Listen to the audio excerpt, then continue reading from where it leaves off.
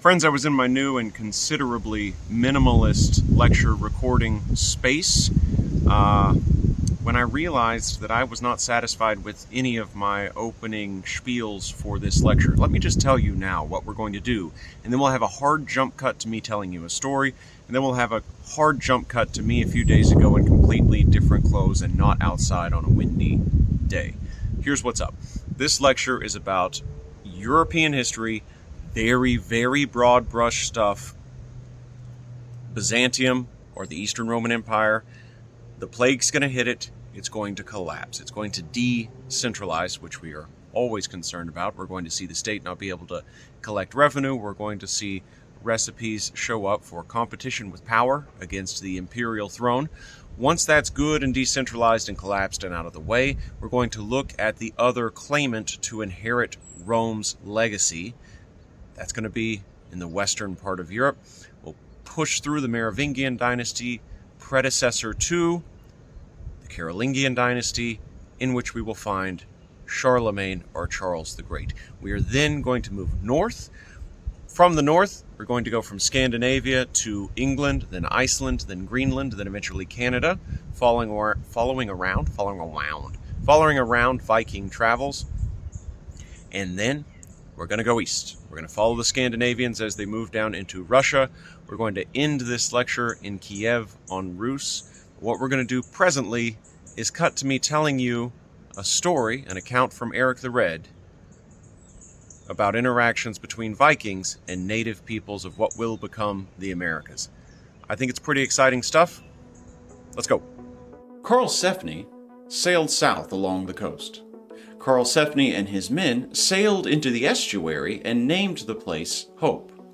Here, they found wild wheat growing in fields on all the low ground, and grapevines on all the higher ground. Every stream was teeming with fish. They dug trenches at high tide mark, and when the tide went out, there were halibut trapped in all the trenches. In the woods, there was a great number of animals of all kinds. They stayed there for a fortnight, enjoying themselves, noticing nothing untoward. They had their livestock with them. But early one morning, as they looked around, they caught sight of 9 skin boats. The men in them were waving sticks, which made a noise like flails, and the motion was sunwise. Karlsefni said, what can this signify? It could well be a token of peace, said Snorri. Now this is Karlsefni's son. Let us take a white shield and go to meet them with it. This is the story of the colonization, very briefly, of Newfoundland or Newfoundland or Newfoundland, I don't know how to pronounce it, Canada, or at least the place that will become Canada. Colonization by whom? Colonization by peoples coming out of Norway. Who is Karlsefni? He is no less than Thorfinn Karlsefni, husband to Gutrid, whose former husband made her sister-in-law to Leif Erikson. This is a tale from the Vinland sagas. The Vinland sagas are 2 stories, as we'll see, the Greenland saga and the saga of Eric the Red. Vinland is the Viking name for America. This is an account of the first meeting between peoples of Europe and peoples of what will become called the Americas. This is a significant little piece of literature. What's the further context? Well, I'll say this first. There is archaeological evidence of at least one settlement. So we know that it happened. We know that Leif Erikson's former sister-in-law, along with Thorfinn Karlsefni, her sister-in-law again, Gutrid, they tried to build a colony here. It turns out that the native peoples in that land are smart enough to just try to keep killing the Vikings until they quit it with this colonial stuff and go back. Wise move. But they try nonetheless, and I think the trying, as well as the, being kicked out, we'll call it significant steps for both peoples. Around about the year 1000 CE, and this is sort of the broader context, Leif Erikson took a crew of about 40 people with him from Greenland, which the peoples of Scandinavia, Norway, Sweden, Finland, and Denmark had all, that's where they're from.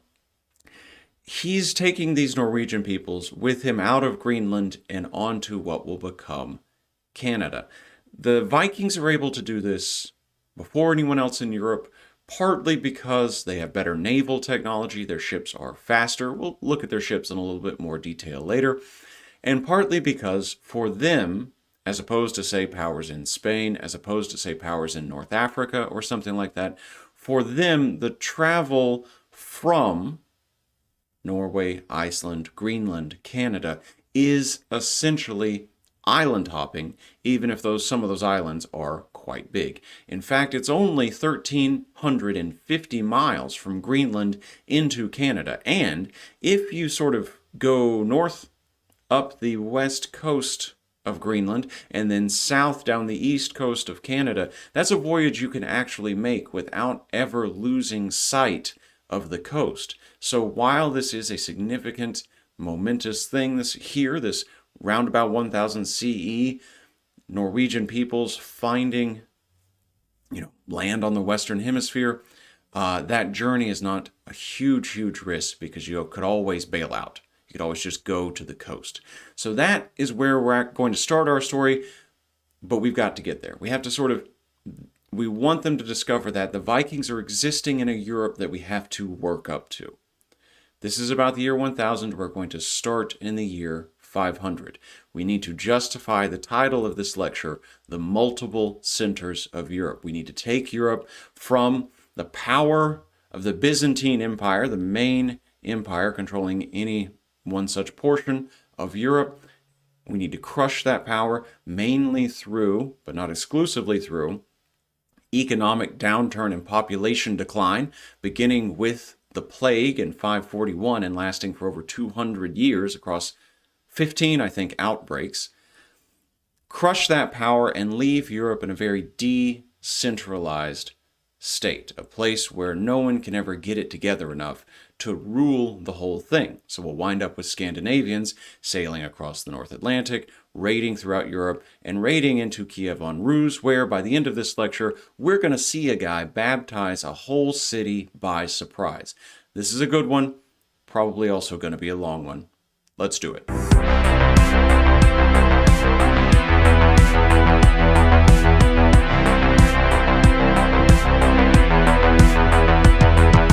Our scene opens on the Byzantine Empire here, and we're cutting straight from when we were talking about the fall of the western half of the Roman Empire at the hands of the Visigoth scandals and other assorted fans of Goth. It's not a story of complete collapse. Now, the Byzantine Empire is never as strong, but it does, as a polity, continue for another 1,000 years after that collapse of Rome in 476. And not everything is a total and immediate change. Constantinople has been the capital since 330, so that's a long-standing issue. We are, however, going to get some changes. As the Byzantine Empire, painting with a very broad brush, loses connection with the previous capital at Rome and those territories, its identity is going to slowly start to change. It's going to have its own brand of Christianity, separate from that brewing in Rome. It's going to go on to embrace Greek instead of Latin as the sort of official language of state. That's going to happen somewhat under Justinian I that we'll talk about presently. So it's a story of slow change and slow decline. There are victories, there are losses. It is never Rome the way you think about Rome when you're, say, the empire Rome. So to start, we can talk about some of the beginnings of the religious divergence between the churches in the East and the churches in the West. At the time of the fall of the western half of the Roman Empire, there were 5 major Christian church centers. There's one in Constantinople, one in Alexandria, one in Jerusalem, one in Antioch, and one in Rome. One of these, in the late 400s, is not like the others, and that is Rome, of course. So over the course of the 4 to 500s, we start to get some changes that are not reflected in Rome, but are happening in the other 4 churches. For example, top bishops in Constantinople, Alexandria, Jerusalem, and Antioch all slowly take on a new title. They start calling themselves patriarchs. After 500, the church in Rome begins to separate from these churches. By 1000, the patriarch in Constantinople is able to claim the title of the head of the Orthodox Church of Byzantium. The patriarch in Rome, on the other hand, takes on a completely different title, and my goodness, I hope you can guess what it is, but if you can't, it's Pope. They still have some in common in these early days. Latin remains for a while the language of official, religion, the sort of holy language, but that is going to change as well. We're going to get splits in titles, splits in organization, and splits even on a linguistic level as Greek becomes the holy language, the language of the holy texts for the Eastern Church, and Latin remains the holy language back in Rome. We're going to work ourselves up to that plague that's going to hit in 541, but before we do, let's talk about the successes and failures of one of the most significant emperors of the early Byzantine period, Justinian I. Now, Justinian I was a native of a place just north of Greece called Thrace. Not once, not twice, but Thrace. That's a good joke. He grew up speaking his local language as well as Latin, expressing the lingering importance of previous Roman imperial culture even in his day. Now, he was chosen by his imperial predecessor, who adopted Justinian in a sort of remnant of the old paterfamilias system that we talked about in our lecture on the Roman Empire. And in 520, before he takes the throne, he meets his wife, Theodora. Now, Theodora, at the time of their marriage, already has one child. She is a matter of great controversy among the elites of Byzantium. She comes into marriage with this child already. This is a remarkably Christian place among its elites. And, in her role as Empress alongside Justinian, she exercises not equal power by any means, but a significant amount of say, and that is a controversy in its own right as well. But they are going to rule more or less together for a little over 20 years, and much of that rule is very significant. The major work, literarily, or maybe we'll say legally, philosophically, the major historical resource that the Justinian era, the Justinian reign gives us is the Justinian Corpus of Civil Law. So this was a big project. It is a still major source for historians who work on Roman legal thought, that kind of thing. It was a 5-year-long project in which Justinian ordered the assembly, the gathering together, by a commission of legal scholars of all valid laws throughout the remaining Roman Empire. And man, did they find a lot. They gathered together initially over 3 million separate laws. Now, many of these were not in use. It's a sort of like, you can't walk down Main Street on a Tuesday after 3 p.m. eating ice cream on that sidewalk specifically. Stuff no one knows why it was made, and it's not enforced anymore, so we'll get rid of it. But they compile all of this. They reduce it down to a manageable 1,500-page document. Manageable if you're considering the fact that they're working with 3 million laws.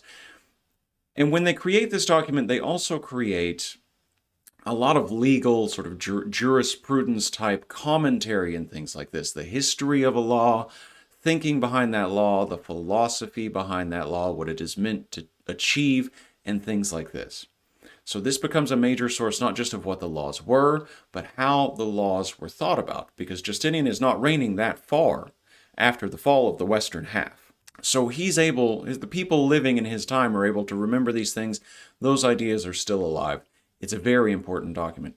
Interestingly, in a statement of Byzantium's slow walk away from what was the Roman Empire, this is a document that is written in Latin, still the official language of government. But as another example of that slow walk away from what was Rome, new laws issued during the Justinian period were actually issued in Greek, not Latin. And so slowly over this reign, Greek is becoming the administrative language, marking a major separation between Rome and Constantinople. Now, during their reign, Justinian and Theodora faced many challenges both inside the empire and outside. They would often face challenges to their authority, resulting in riots. And in 532, after suppressing one set of these kinds of riots, these kinds of challenges to their authority, in gratitude to the people who helped them suppress these riots, they did a sort of very pre-modern imperial ruler thing.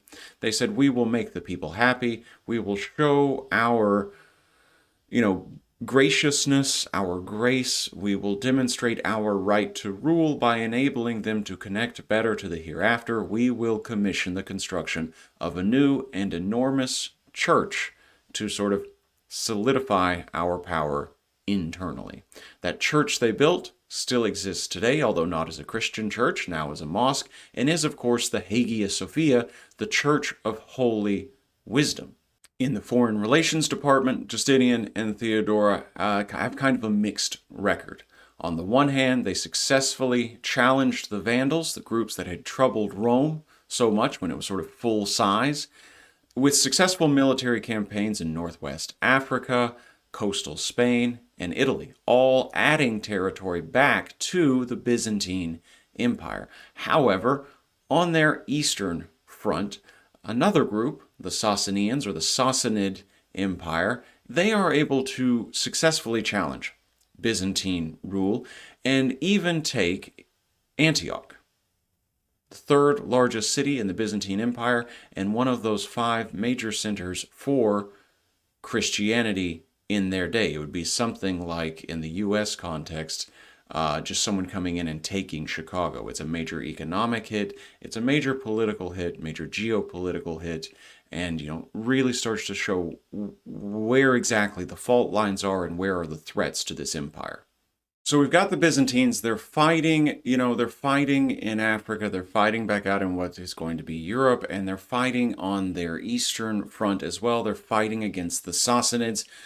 Isn't it that brings things down for the Byzantines? No, as I think I've more than foreshadowed, it is not. Fighting on both sides stops with the advent of the plague. A massive pandemic, according to his court historian, Justinian himself catches the plague and becomes sick in 542, but eventually recovers. What is the plague? Well, the plague refers to 2 distinct illnesses. There's the bubonic plague and then there's the pneumonic plague, and both are bad, but one is a little more deadly than the other. It's 2 phases of one outbreak, and the first major outbreak of this disease in written history in this corner of the world is under Justinian's reign. So you can see it referred to, the first outbreak, as the Plague of Justinian. How does it work? Well, step 1, you need a rat. You need a rat that has the plague. Then you need a flea. And you need that flea to do what fleas do, and you need that flea to bite that rat. Then you need that flea to bite a human. Once that happens, the disease is transferred. You've got a human with bubonic plague. So bubonic is a blood-transferred disease. It causes your lymph glands to swell in the neck and the armpit and the groin. It causes these and your extremities to turn black. It is a gruesome affair.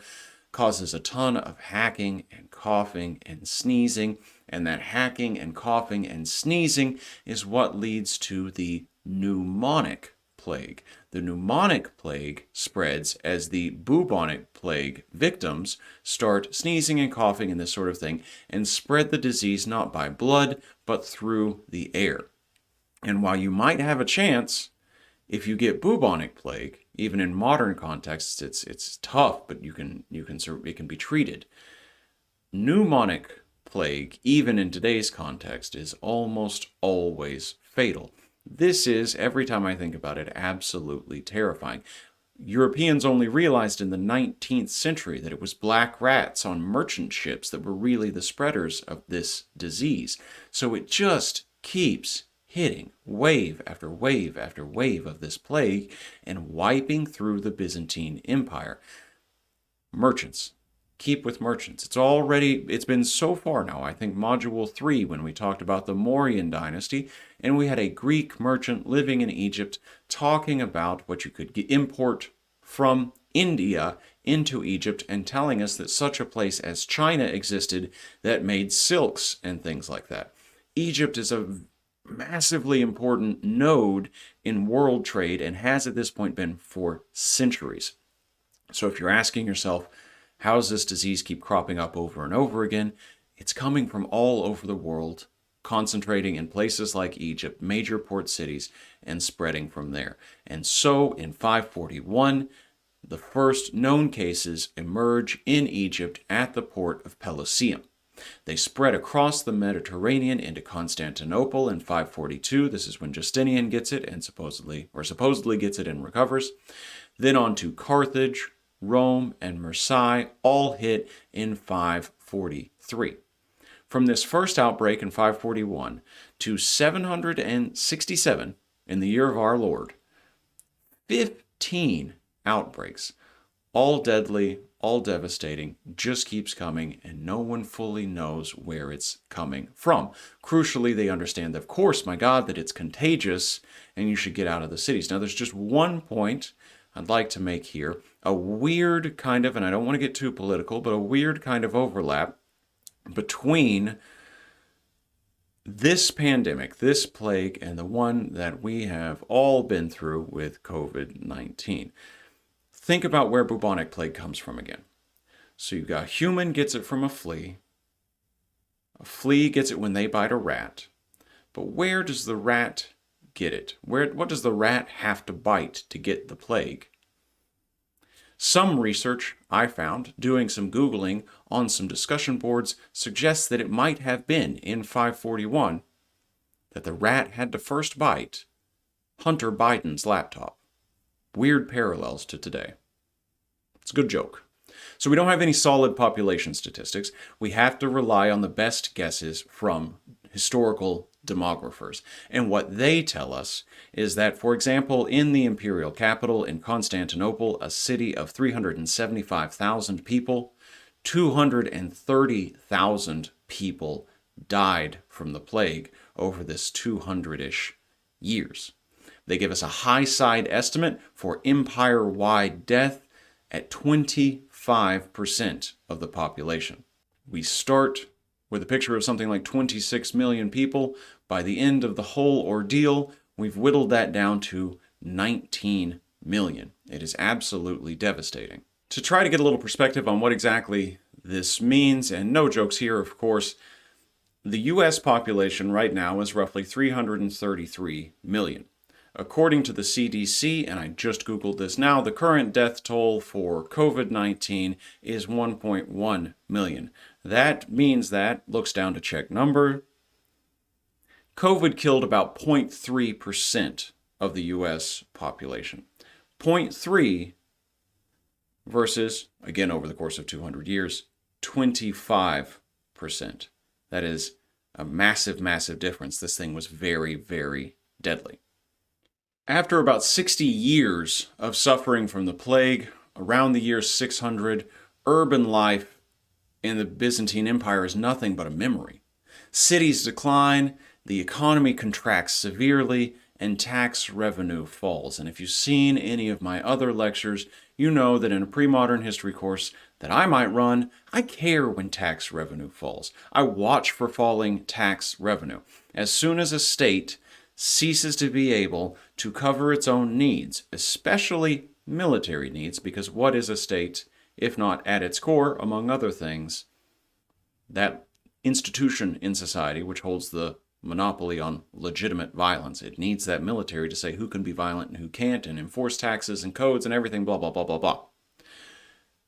Tax revenues start falling, power starts falling. Ability to purchase power starts falling. That means we should see, and we do see here, significant forces of imperial decentralization.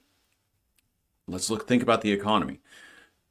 Over these 200 years of the plague, less money gets printed, the government can't afford to do it, people are fleeing the cities, and we get the slow emergence within the Byzantine Empire of a barter economy.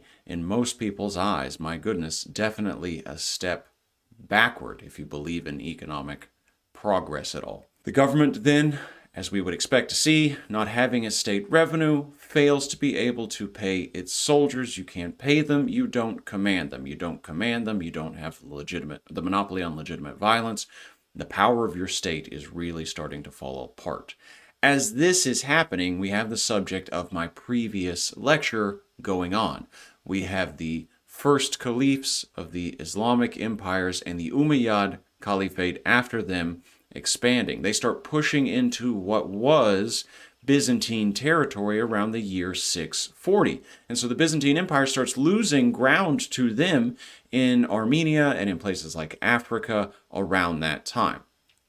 As it's decentralizing, the basic administrative unit across the 7th and 8th centuries reduces. It becomes what's called the theme, Theme. This is a unit of government headed by a single governor that heard legal disputes, not crazy, collected taxes, maybe crazy, depends on where those taxes are going, and commanded local militias. Oh, there we go. That's a warlord, or a potential to be a warlord. That's the recipe. Those are the social conditions, the preconditions necessary to have your empire completely collapse once the agreement that we'll all make money if we just behave falls apart. This is really a time of class leveling for the Byzantine Empire and its people. Elites and commoners begin to lead very similar lives. Learning grinds to a halt. Elite culture comes crashing down, although it doesn't completely end. Very few people are ever sent off to study Latin. So by the end of this, very few people know Latin. The landed wealthy, those with a great deal of land that in earlier days you would have used as a source to make sure you led a life of leisure, they're actually going out and having to work the land themselves. Slavery in the Byzantine Empire is declining because at this point no one can afford to purchase another human being to work their farms for them, and most people are, over this 220-ish years of 15 plague outbreaks, becoming small, roughly independent, roughly self-supporting peasant farmers. By the time of the final outbreak, which is from 747 to 767, this is sort of where we are. Everything is decentralized. It's run by a theme. That theme has one single governor. That one single governor collects taxes, has a local militia. The emperor's barely even printing money. Things have gotten pronouncedly decentralized. But after that final outbreak, there is, we must acknowledge, a slow revival. Trade within the Byzantine Empire begins to increase, although very slightly. And throughout this time, and this is probably very significant and should be stressed in terms of the history of religious thought here, throughout this time, there's been one segment of the society that was always cloistered off from the rest of society, that was always already out in the rural areas, that was always already a bit removed. And those are going to be our monasteries. So writing, while it's failing everywhere else because people aren't going to school and things like that, you might get sick, writing is continuing within these monasteries. And by the end of these 15 plague outbreaks, it's actually the monasteries throughout the Byzantine Empire, not the cities, not universities, not any sort of state function, but monasteries that are the major groups of literate people in this society. The monasteries themselves have become, because of the plague, the major centers of learning. By the end of the Byzantine Empire, if we think about what these trends mean for the relationship between these churches, which are staying major powers in their own right, major centers of learning, and the state, which is ever weakening, I hope you can see that it's not a major jump to conclude that, as actually happened, there's a huge separation between religious and state power. The emperor, by the end of the Byzantine Empire, is ruling in a sort of political sense, while the patriarch is commanding what the church is, what the church does, how the church handles its funds, what it says, and that sort of thing. And the church is not just a sort of religious power. It is an economic power. These monasteries, they own land, they have that land farmed, they're able to tax that land. They are a major economic landed power as well. Within this world, we get the emergence of a pretty significant debate within the history of Christianity that, at least in its early days, the state itself, the emperor, cannot come in and settle, as might have been the case before all this devastation and decentralization caused by the plague. So during the 8th century, there's a split among Christian believers about the use of images within Christian worship.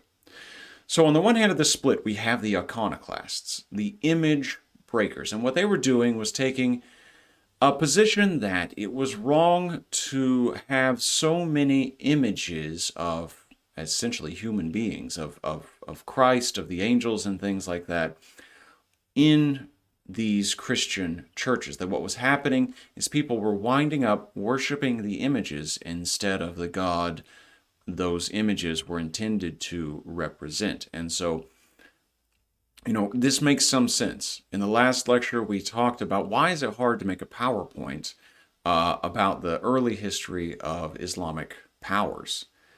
They don't leave any images behind. I have to go to the Ilkhanate or the Ottoman Empire to find artistic renderings of what happened to Muhammad during his lifetime. Some of that's for political reasons, some of that's for religious reasons, because you take the second commandment in the Old Testament very seriously, having no graven images and what have you.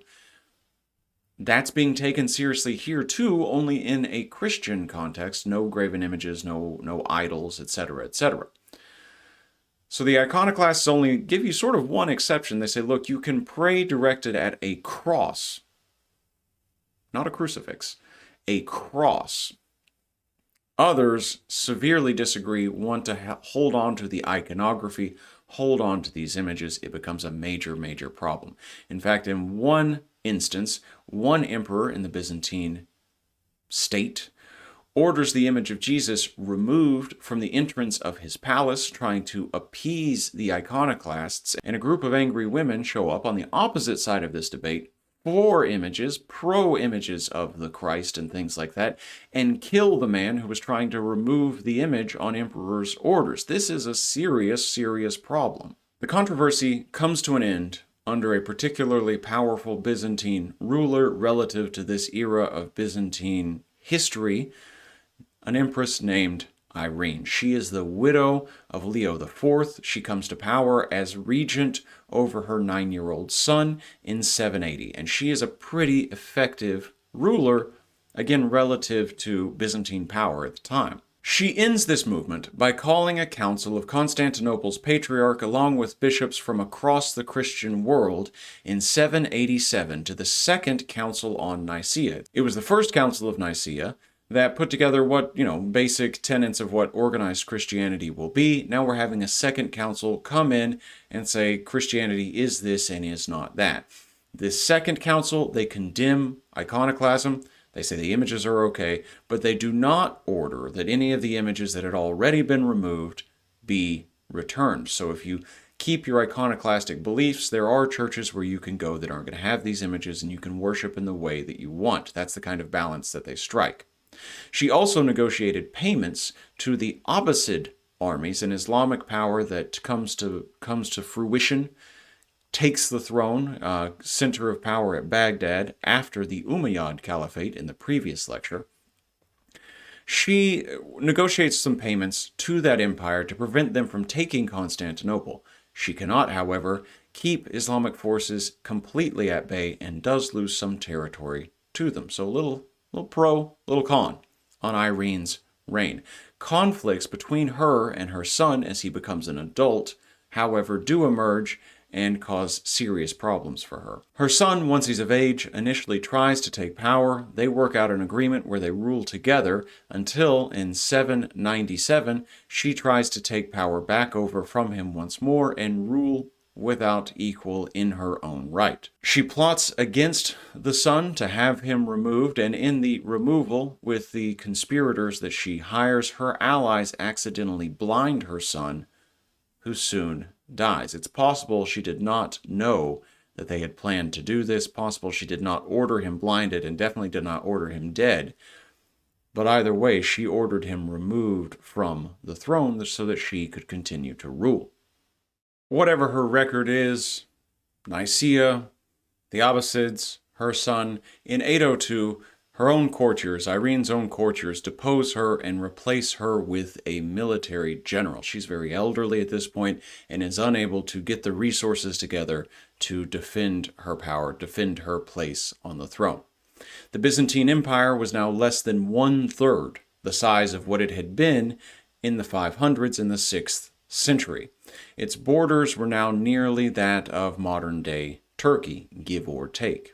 Islamic empires had taken much of what was to the south, in Africa and Spain, and its population had now shrunk somewhat because of plague, but also because of territory loss, down to only 7 million people from a height, if you recall, of 26. This is also a period when we get a new state, a new polity, a new power outside Byzantium that claims no, not Byzantium, but it itself is heir to the Roman Empire. This is going to be Charlemagne's Francia.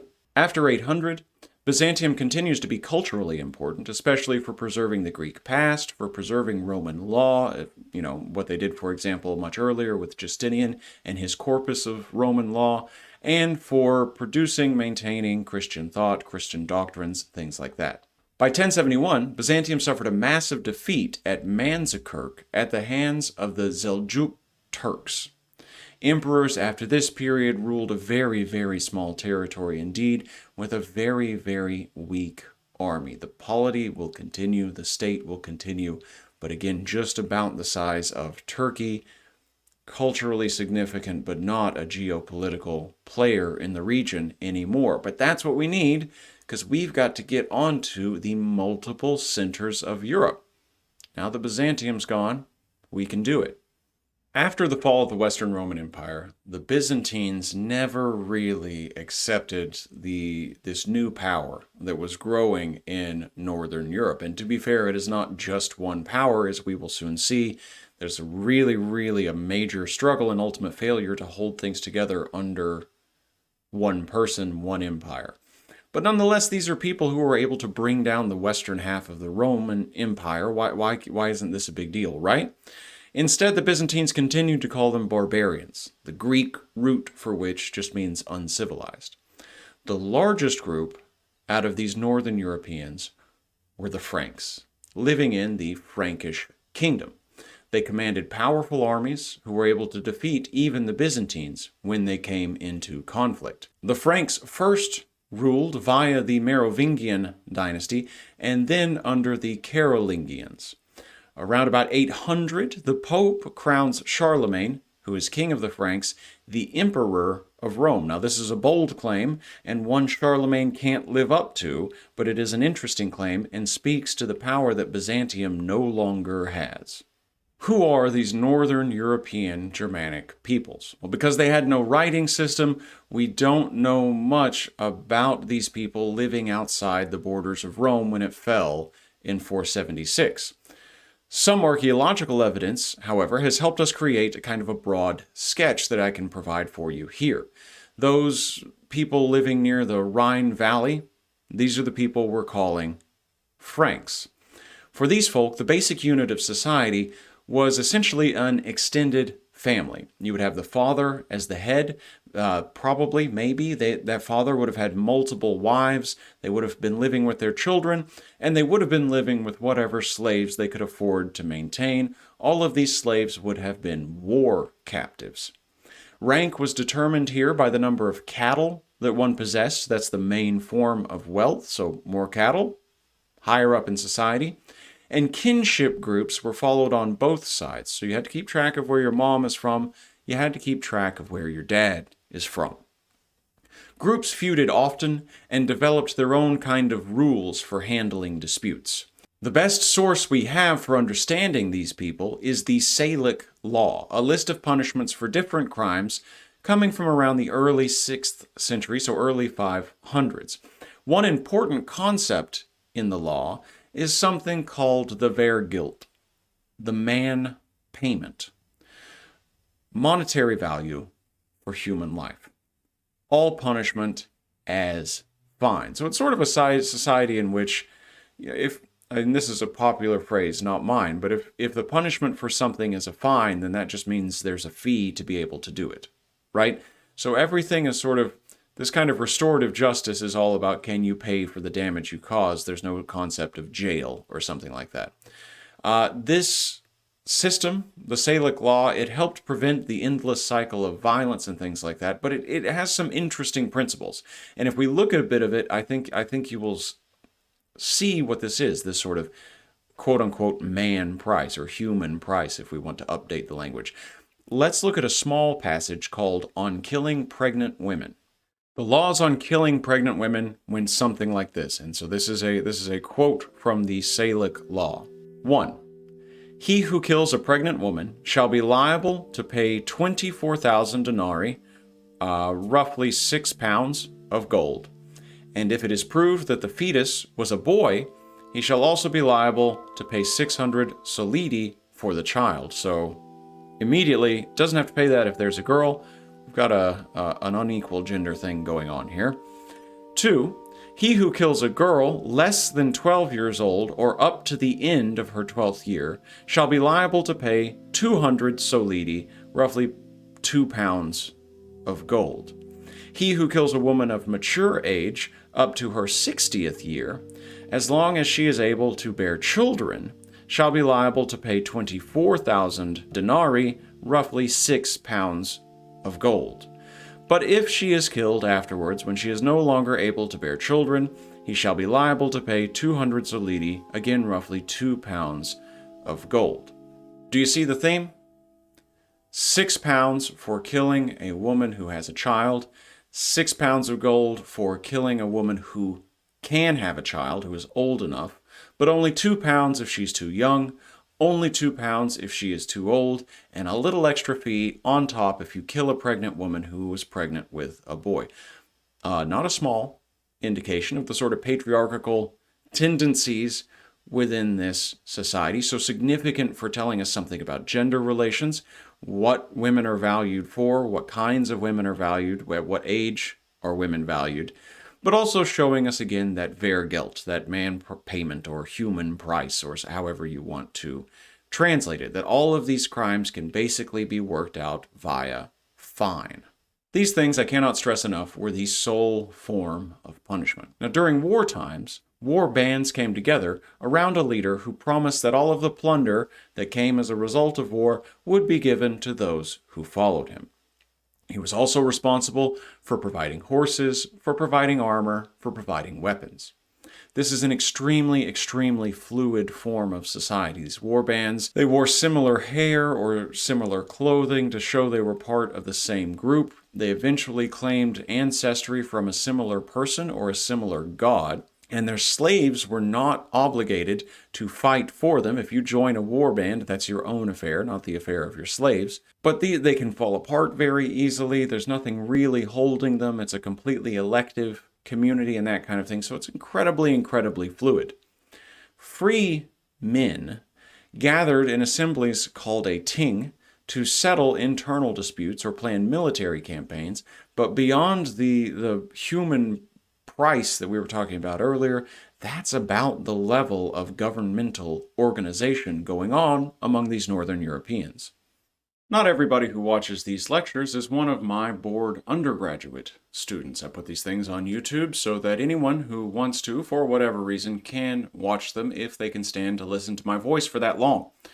If you're new to this, let me just say, before we move further into Northern European history, my languages are English, Chinese, Thai, and Lao. I apologize to everything I do to French moving forward. I've tried to YouTube and Google some pronunciations. It's not one of my languages. I already have enough. So, content warning there. Let's keep going.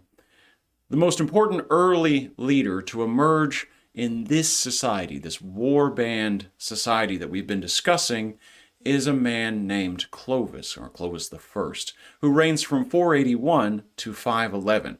And he establishes what's called the Merovingian Dynasty. He ruled over France, he ruled over Germany, And this dynasty, it lasts from about 481 to about 751. So decently long-lived if loosely assembled. So we've got our warband context, we've got our very militarized kind of societal context.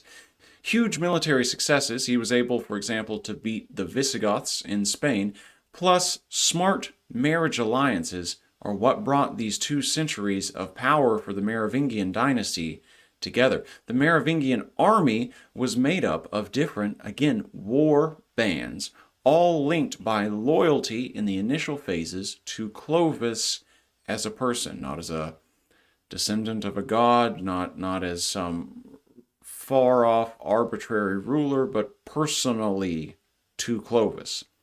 So how does he rule? Not really as a king, more as, again, a military leader, because that's basically what he is. Let me tell you a story. So this story about Clovis's rule comes to us from Gregory of Tours. He's talking about an incident in Clovis's army, and it goes something like this. The incident of the vase at Soissons. At the time, the army of Clovis pillaged many churches, for he was still sunk in the errors of idolatry.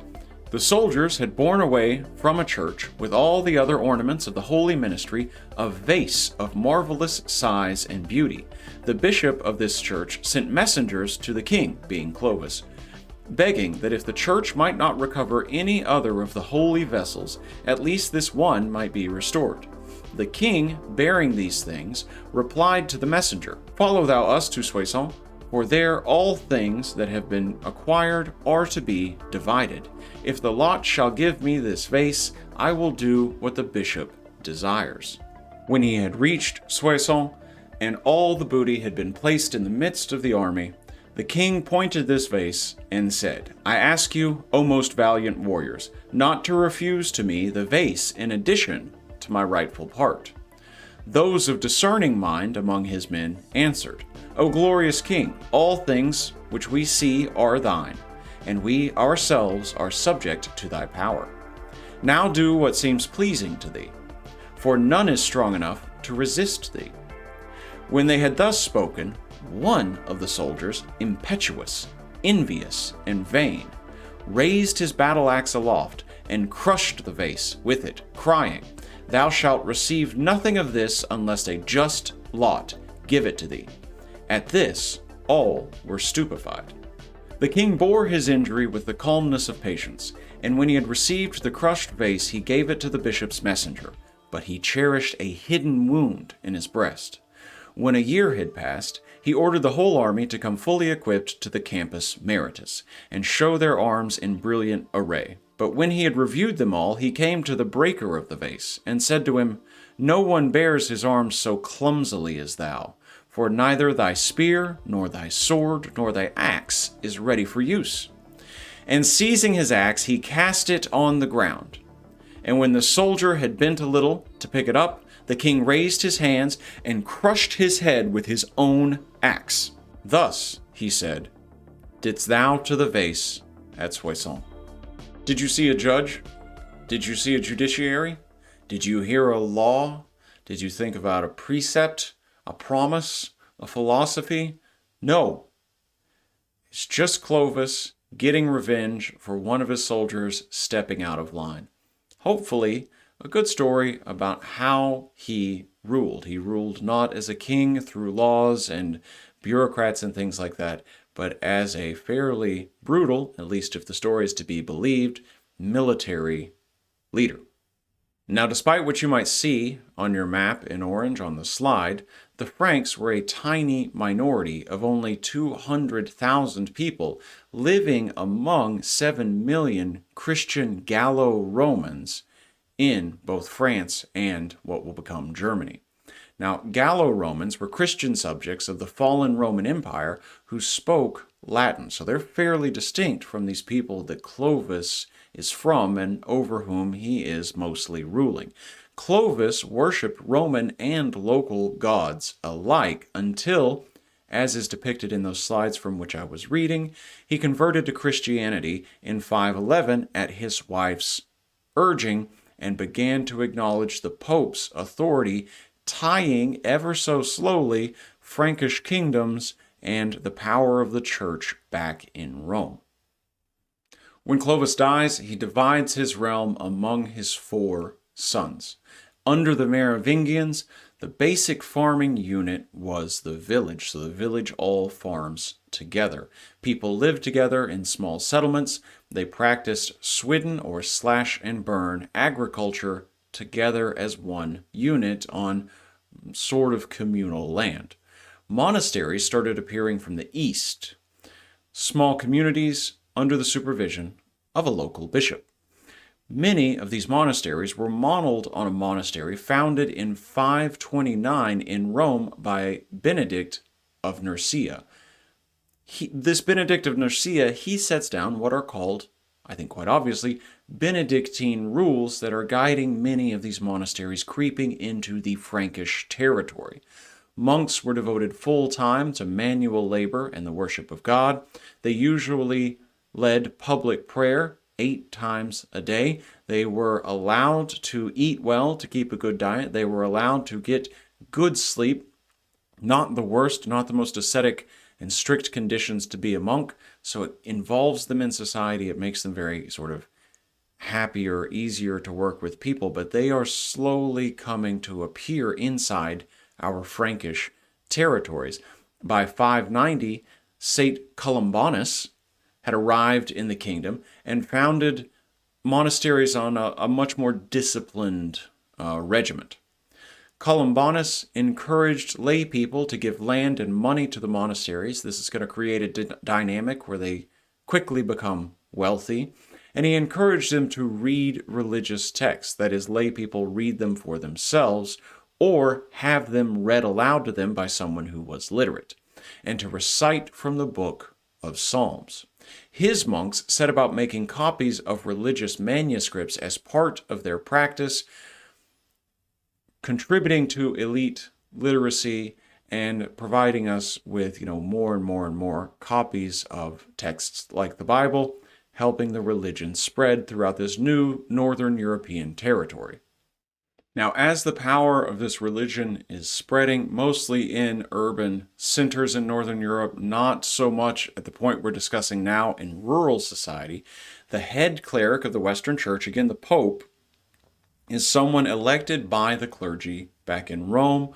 Rome is, but from the Byzantine perspective, a bit out of pocket at this point. They don't control it. So when the Byzantines lose control of northern and central Italy, they lose it to a group of Germanic-speaking people called the Lombards in 568. And the Pope turns to another group of people, the Carolingians, for help against these Lombards who threaten him. He had once been protected by the Byzantines, now not. Now he needs new friends. The Carolingians themselves are subjects in the Merovingian realm. They're under the Merovingian Dynasty, but they were a very powerful family within that world. Charles Martel, or Carolus in Latin, which is the root of the Carolingian Dynasty, he built a powerful army in Austria in the north of the Merovingian realm, and it is with that army that he makes his own dynasty, beginning by helping out the Pope against the Lombards. Now, Charlemagne, or Charles the Great, was the grandson of Charles Martel. In 571, the Carolingians overthrew the Merovingians, and Charlemagne took the throne in 768. He becomes then the most powerful of all of the Carolingian rulers. One of Charlemagne's great insights was that he realized that his dynasty, the Carolingians, were in a position to be more important in assisting and helping and in supporting the Pope than the Byzantines ever could be. So the Carolingians could become the defenders of Rome and the defenders of the Roman Church.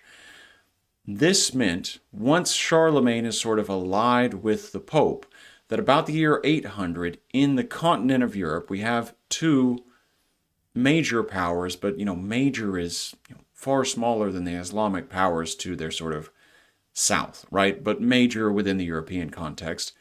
Byzantium on the one hand, and the Franks, now united with the Roman Church, on the other. After becoming king, Charlemagne launched wars against other Germanic people and was supported by the Pope in his efforts against those Lombards in northern Italy who were threatening papal authority. Charlemagne conquered north and central Italy, he marched into some of Spain, and he even was able to claim much of what is now Germany. Carolingian society, the society that's getting off the ground here under Charlemagne, had more, it's important to note, class divisions than we would have found under the Merovingians. On the one hand, we have the powerful, the potentes in Latin, and on the other, we have a group of people referred to as the powerless, the paupers, the poor.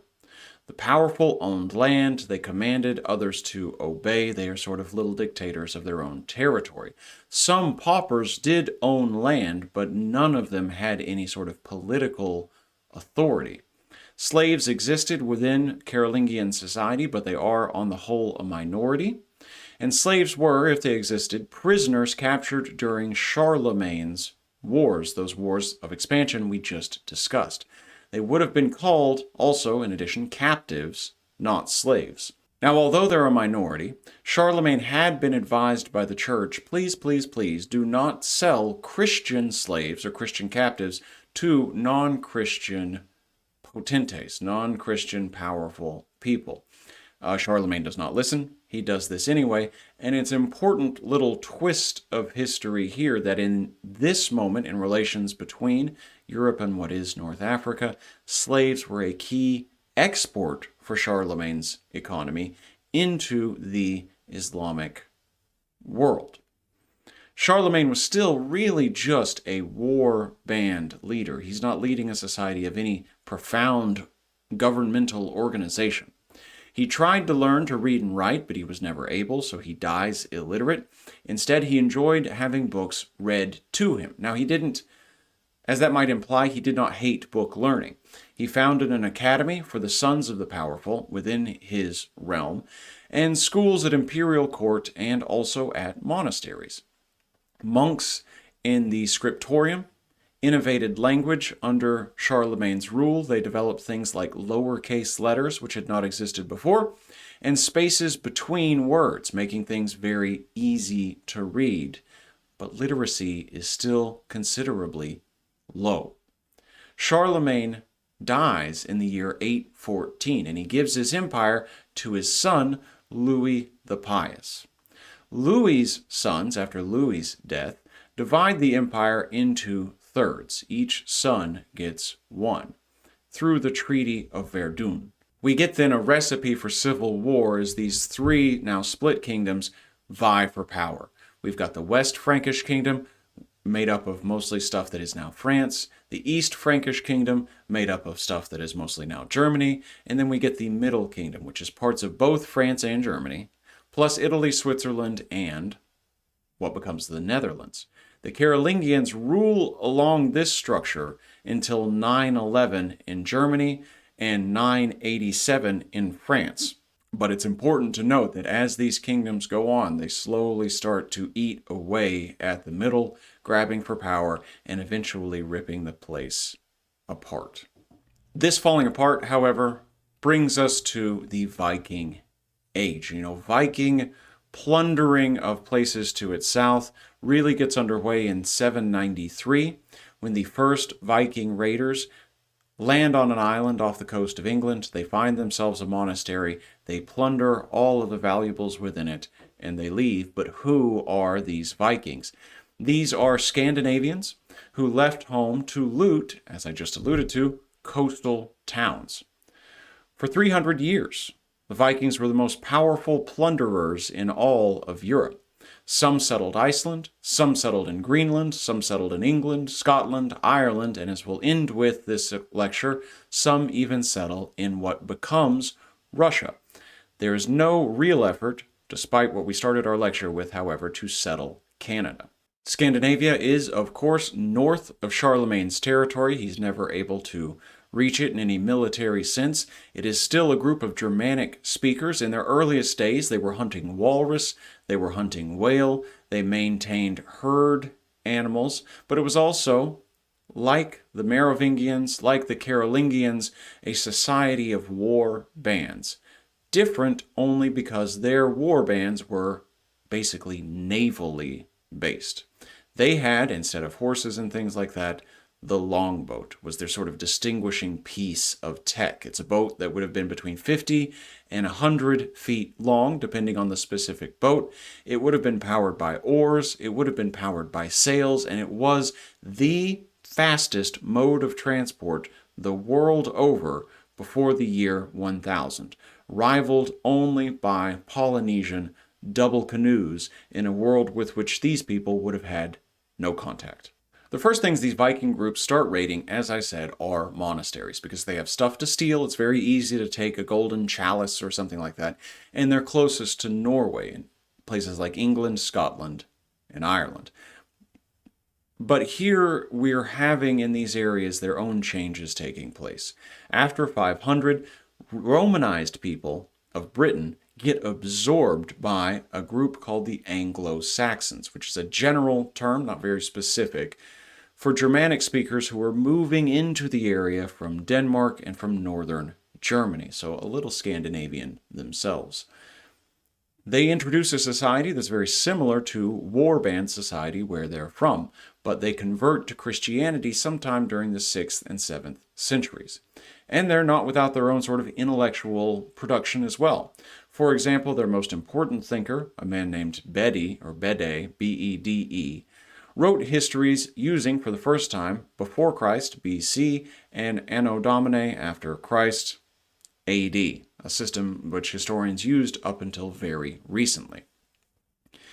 It's here, in this Northern European mix, once the Scandinavians are on the scene, that we get a lot of influence over what is still part of the English language today. So we get the days of the week adopted. Thursday or Thor's Day, a sky, thunder, wind, and rain god, also the harvest. Friday for Frey, a fertility goddess. Wednesday, originally Odin's Day, for Odin, the god of war and creator of humanity. Tuesday for Odin's son, Tu. Sunday, Monday, Saturday, those are Roman remnants creating a 7-day week. It was Constantine himself who named Sunday, Monday, and Saturday for the sun, the moon, and Saturn. This is a society that never, however, sits still, like all societies. In 866, a large Viking army invades England and establishes a long-term base camp. From 866 to 894, we get Dane law, or the Dane law, a term for a region of northern and eastern England where the Vikings ruled. This ends when Alfred I, king of the Anglo-Saxons, who had survived Viking attacks, dies, creating a power vacuum. In the 10th century, Scandinavians moved on to settle Normandy and France, fleeing the fighting in England. In 1066, William the Conqueror successfully crosses back from France into England, and it is his descendants who ruled for more than 100 years in that territory. Understanding Viking society is not without significant challenges. There's very little written evidence left behind. Most historians who work in this region go off a mixture of archaeological evidence and oral epics written down sometime between 1200 and 1400, so significantly centuries after when we are talking. The key epics here are those epics alluded to at the beginning of this lecture, the Vinland sagas, the saga of Eric the Red, and the Greenlanders saga. The oral epics I'm talking about that eventually get written down are those sagas with which we started this lecture, the Vinland sagas, the story of Eric the Red and the Greenlanders saga, recounting both of them events that took place some 200 to 400 years previous in 1000 CE. Remember, Vinland is the Americas. Now, in this society, as is obvious from both archaeological evidence and the sagas themselves, women had real, honest authority, real power. Women could own property, they could initiate divorce. Gutrid herself is so central to the saga of Eric the Red that it would be better, more appropriately named Gutrid's saga. And there are many, many, many, if you start to look around, examples of female Viking warriors with very successful plundering and exploration campaigns. Gudrid herself was able to marry, as I mentioned earlier, several times. She was widowed twice and may have gone all the way to Rome by the end of her lifetime. Now, while Gudrid's very important in the saga, so is Leif Erikson's sister. However, in the saga, she is a pretty straightforward villain. Murderer, not a very complicated character, but absolutely forward in the story that those sagas have to tell. Simple characters, but centrally important. We also know that the sort of geographical reach of Viking society was quite large. They're not just moving in and around England and Northern Europe. There's also hard evidence that they were trading with the Abbasid Empire, an Islamic empire that again took over after the Umayyad Caliphate that we talked about in just the previous lecture. By the end of the 10th century, or the end of the 900s, a major leader takes power and attempts a kind of centralization over groups in Denmark, a man named Harald Bluetooth. In 965, he becomes the first Scandinavian ruler to convert to Christianity, and you see an image of his baptism on the slide before you. Rulers of Norway and Sweden followed him in 1030. Why? Well, if you were a Christian authority, you could reorganize the political ideology of your society, you could set everyone equal, and you could end practices that had to do with native and local religions. So you could end things like gift-giving networks that maintained power relations between people under you and that were based on pagan holidays. It also provides you a sort of government structure. You can mimic the structure of the church, and it adds a sense of prestige because you're deeply connected to and understand this exciting and new foreign philosophy. Now, Harald Bluetooth, you might actually know, has some significance to all of us and probably our day-to-day if you use Bluetooth devices. The symbol for Bluetooth is a combination symbol of his initials, an H, well, in English H and in English B, and it's actually interesting, before, at least at time of recording, I read just this morning that they are coming out with a sort of sequel to Bluetooth that is meant to move much faster, to be able to be more quickly connective and transfer data a lot more efficiently, less loss of sound, for example, if you're using headphones. They're going to be calling it Bluetooth. That's a good joke. This brings us to the religion of this society. We've got a religious life before they make the conversion to Christianity, in which women are very active in the sort of pagan practices.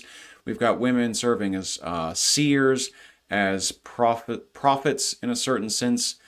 You know, and we have the regular gods. We have Thor, the most powerful deity. We have Odin, the god of war, as mentioned, Frey, the god of fertility, and things like that.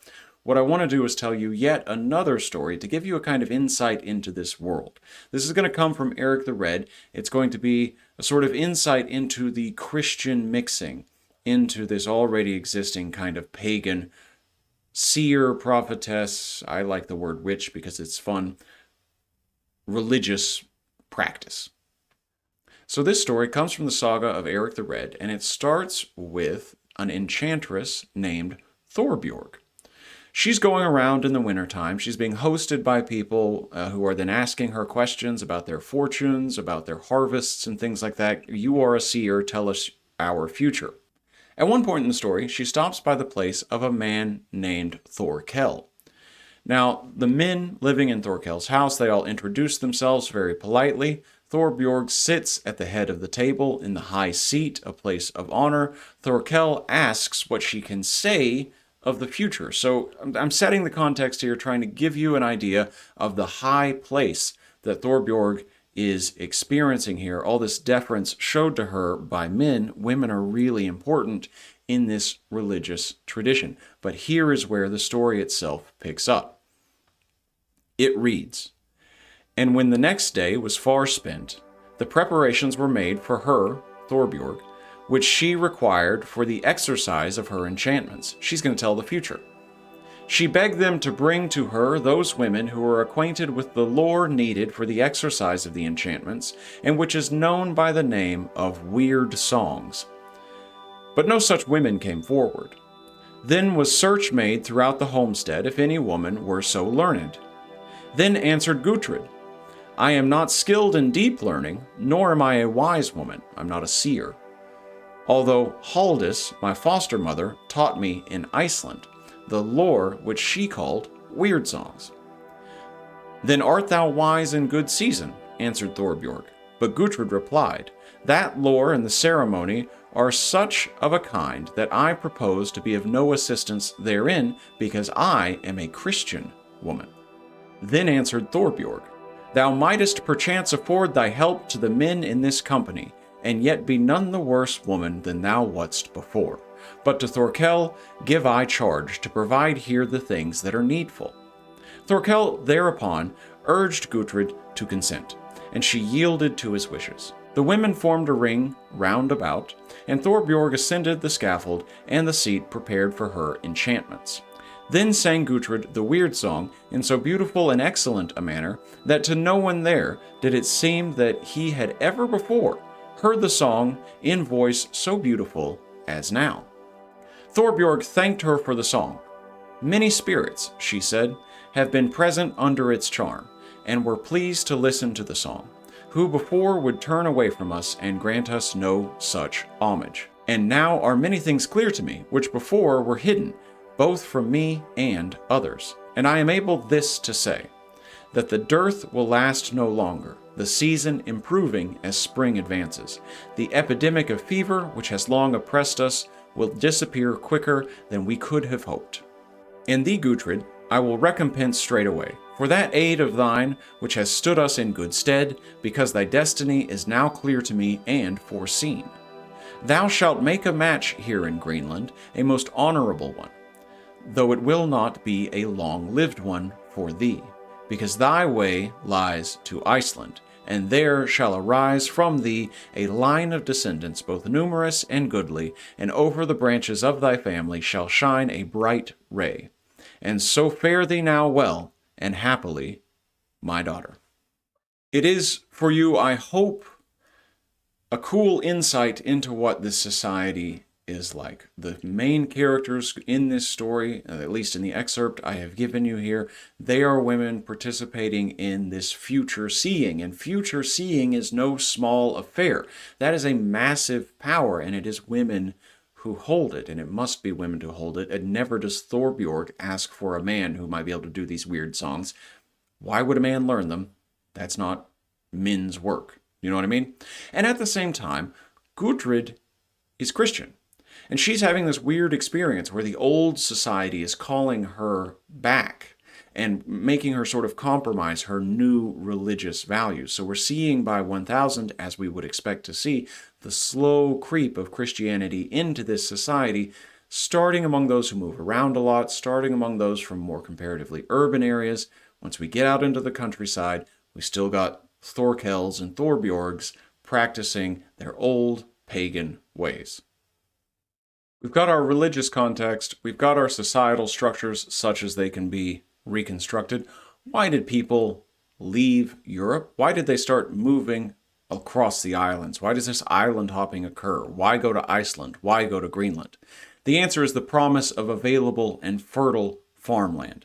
Scandinavia, by the time their Scandinavians are reaching out to Iceland, is becoming, for its day, significantly crowded. The first wave to move to Iceland get there between 870 and 930.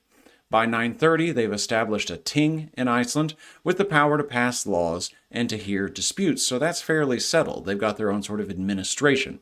This ting is the one that exiles Eric the Red in the saga for killing his two brothers. He then sails 200 miles west. He lands in Greenland, there with 400 to 500 followers, establishing a colony there. In Greenland, there are two key settlements, a western settlement and an eastern settlement. These folk would have been raising animals. They fished for walrus, they fished for whales, seals. They would have hunted polar bear, and they would have traded the walrus tusks and animal furs for grains and wood and iron with other travelers from other places in the world for what they needed to survive, because they're not doing a lot of farming, there's not a lot of trees growing, there's not a lot of metal to be mined. So they must stay deeply connected via the market to their previous homeland. They established their own Ting assembly, which adopts Christianity by 1000, as we would expect, that slow creep that we saw with Gutrid and Thorbjorg just a second ago. When it is finally time for Leif Erikson to lead his voyage to the west, again around 1000 CE, he does that not on hunch, not by divine revelation, but based on information that he supposedly got from a man named Bjarni Heliolfsson. Doing my best. Who apparently found the new world from being blown off course in a storm. Now, Bjarni most likely was the first European to make it to the Americas, meaning that Leif Erikson and Thorfinn Karlsefni, who both make it there over the course of several voyages to what becomes Newfoundland, are not the sort of European discoverers of this place. They would have, however, probably sailed about as far south as what is now the U.S. state of Maine before the Vikings give up on the sort of project in what they're calling Vinland.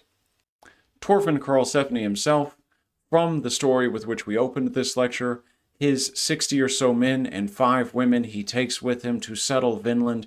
It's there that they meet those people in those 9 skin boats that the Vikings call Skraelings. Not a nice term, it means wretches. That's what they call the native peoples of the Americas. But they still do with these Skraelings, these native peoples that they're being insulting about.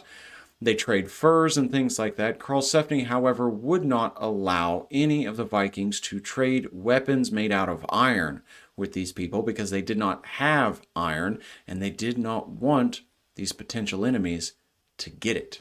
Relations quickly deteriorated between Scandinavians and natives to the Americas over the course of several battles. According to the sagas themselves, and I quote here, Karlsefni and his men had realized by now that although the land was excellent, they could never live there in safety or freedom from fear because of the native inhabitants.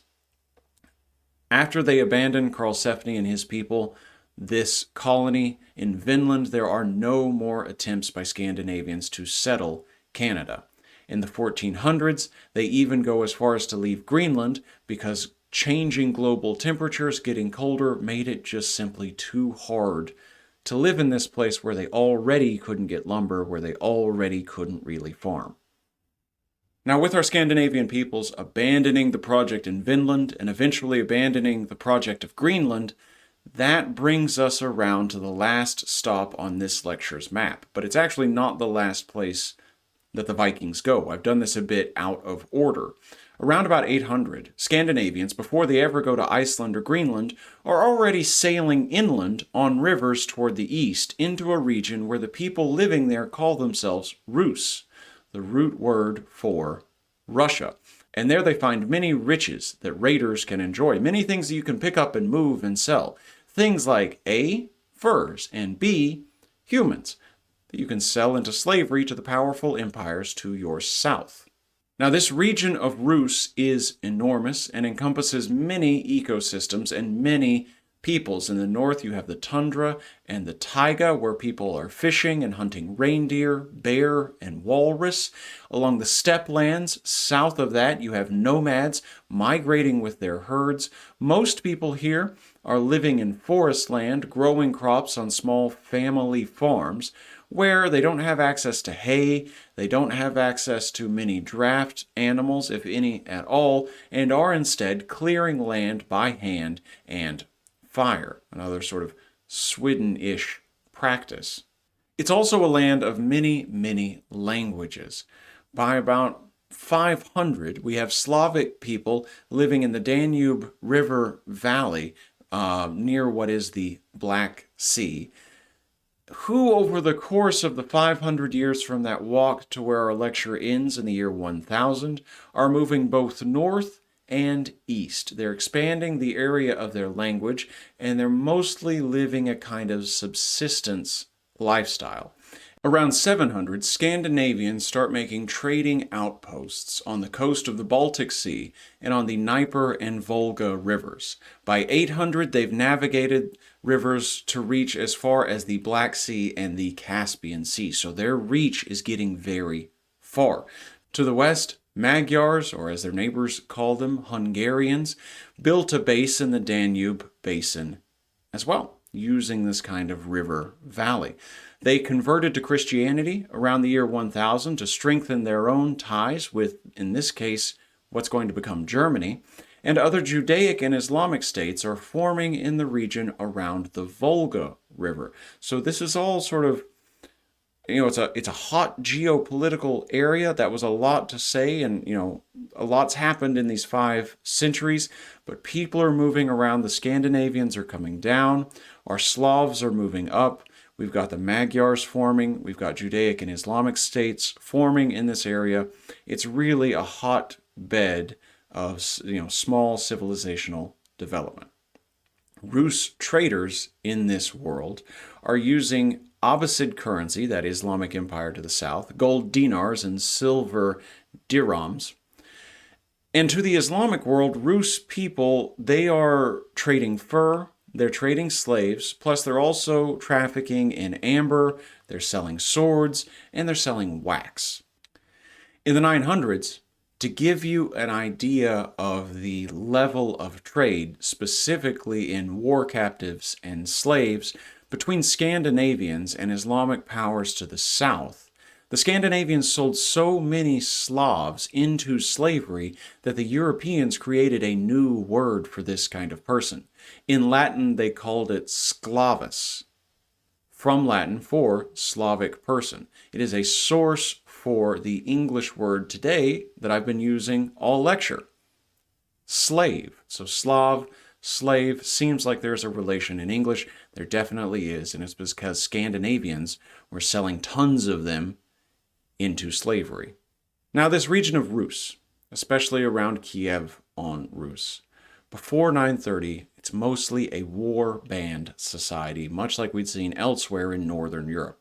People here are paying tribute to the Khazars, they're paying tribute to the Volga-Bulgar Emirate, an Islamic power, but after 930, we get the formation of early organized states called principalities.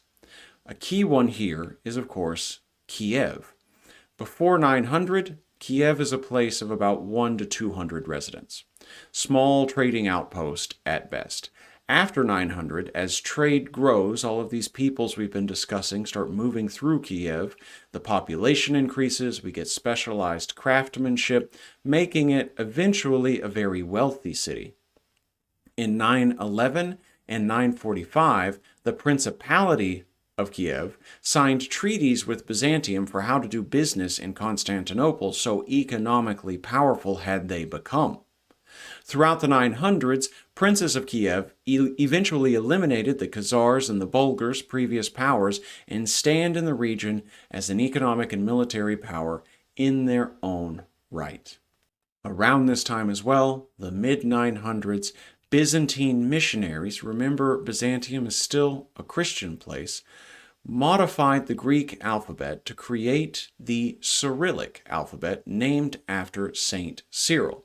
This was a new written language called Old Church Slavonic that gets created out of this, which they used to translate Christian scriptures to spread again the Gospels and so forth, the message of the church in the East. In the 970s, Prince Vladimir, and this is the last story I will read you, becomes leader of Kiev on Rus. And Prince Vladimir is very significant. It is he that has to decide on the state religion for this principality. And in 987, he sends 10 what he calls good and wise men to compare the religions that are on offer to him. In the Volga Emirate, we have Islam. With the Franks, we have the Roman Church. and with the Byzantines, we have the Eastern Christian Church. And when these good and wise men, they return, they are critical of the Christianity of the Franks and the Islam of the Volga Emirate, but suggest that the Byzantine Christianity might give them something that they could productively follow to build their new state, their new civilization. Vladimir then asks Basil II, the Emperor of Byzantium, for his sister Anna's hand in marriage. Basil needs a little help with a rebellion that's going on in his territory. Prince Vladimir has the power to help him, so they work out an agreement. Basil says, yes, here is my sister Anna. Now, Vladimir promised at the wedding to Anna that he would himself convert to Christianity. After conversion, it's not just him. After conversion, he orders everyone in Kiev to go to the river or be killed. They were then all baptized by surprise. The story goes like this.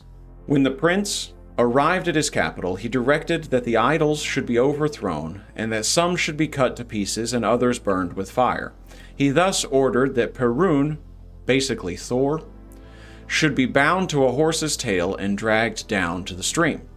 He appointed 12 men to beat the idol with sticks, not because he thought the wood was sensitive, but to affront the demon who had deceived man in this guise, that he might receive chastisement at the hands of men. Great art thou, O Lord, and marvelous are thy works. Yesterday he was honored of men, but today held in derision. While the idol was being dragged along the stream to the Dnieper, the unbelievers wept over it, for they had not yet received holy baptism. After they had thus dragged the idol along, they cast it into the Dnieper. But Vladimir had given this injunction: if it halts anywhere, then push it out from the bank, until it goes over the falls, then let it loose. His command was duly obeyed. When the men let the idol go, and it passed through the rapids, the wind cast it out on the bank, which since that time has been called Perun's Sandbank, or again, Perun is basically Thor, a name that it bears to this day. Thereafter, Vladimir sent heralds throughout the whole city to proclaim that if any inhabitants, rich or poor, did not betake himself to the river, he would risk the prince's displeasure. When the people heard these words, they wept for joy, and exclaimed in their enthusiasm, if this were not good, the prince and his boyars would not have accepted it. On the morrow, the prince went forth to the Dnieper with the priests of the princess, that's Anna, and a countless multitude assembled. They all went into the water. Some stood up to their necks, others to their breasts, and the younger near the bank, some of them holding children in their arms, while the adults waded farther out. The priests stood by and offered prayers. There was joy in heaven and upon the earth to behold so many souls saved. But the devil groaned, lamenting, Woe is me! How am I driven out hence? For I thought to have my dwelling place here, since the apostolic teachings do not abide in this land.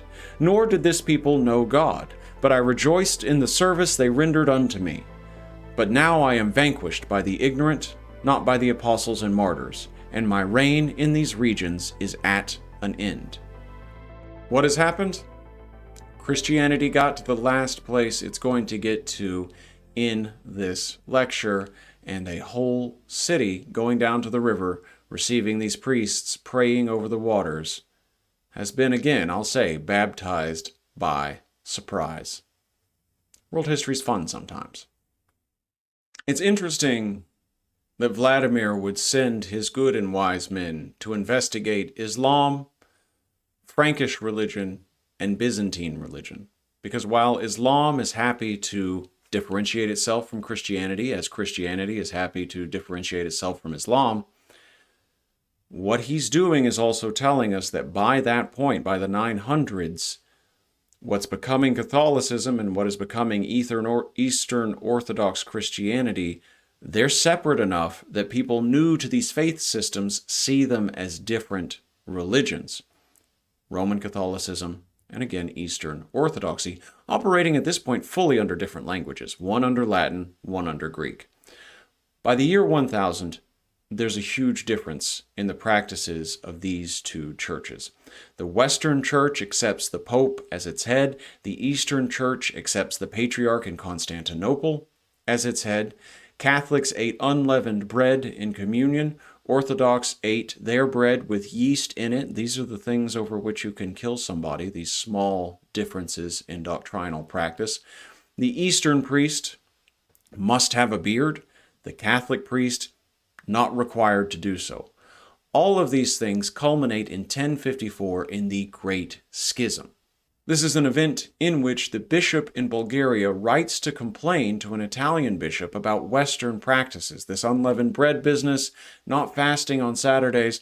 What is wrong with you people out there at the church at Rome? Now, the Pope sends an envoy back carrying 2 letters to the Patriarch in Constantinople.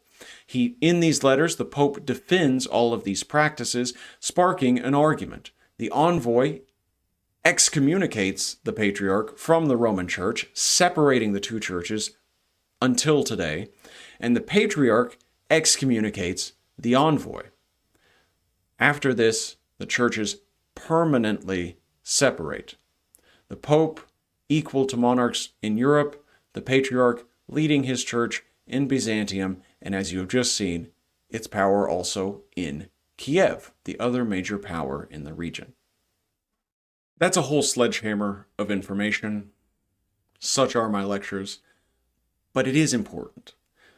The key here in all of these lectures that some things I try to bring out to tie it together when we have to cover 500, 1,000 years all in one go, are themes of centralization, decentralization. What are we looking for in holding an empire together? What should we look for when we think an empire is going to crumble? That kind of thing. And here, especially in Europe, even beginning with Byzantium, because Byzantium's formation is the decentralization and crumbling of the larger Roman Empire, the name of the game is all totally decentralization all the way down. Have I mentioned a major principality at Kievan Rus? Yes. Do they rule a major empire on the scale of the coexistent Islamic empires, the opposites or something like that? No. My God, no. No one in Europe does, right? This is no slight to the history of languages and cultures and religions and things like that, but Europe is, for all of a class that ends at 1500, essentially a military and economic backwater. Again, no hate on cultural history and things like that. I actually think the Viking stuff is super interesting. It's actually going to be, and this would require us to go beyond what this class is, so I kind of have to make a provocative statement and leave it there, but it's actually this decentralization in Europe. These fighting between these smaller powers from this point, from 1000 on. I mean, we'll have some attempts to bring things together, the Habsburgs and what have you, immediately after the time period of this class ends in 1500. But for the most part, it's going to be a very decentralized place.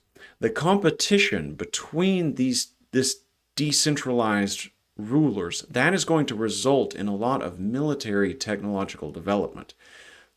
They're constantly going to war with each other. They're constantly needing to grab land to feed their own war machine, to sustain themselves in this conflictual environment.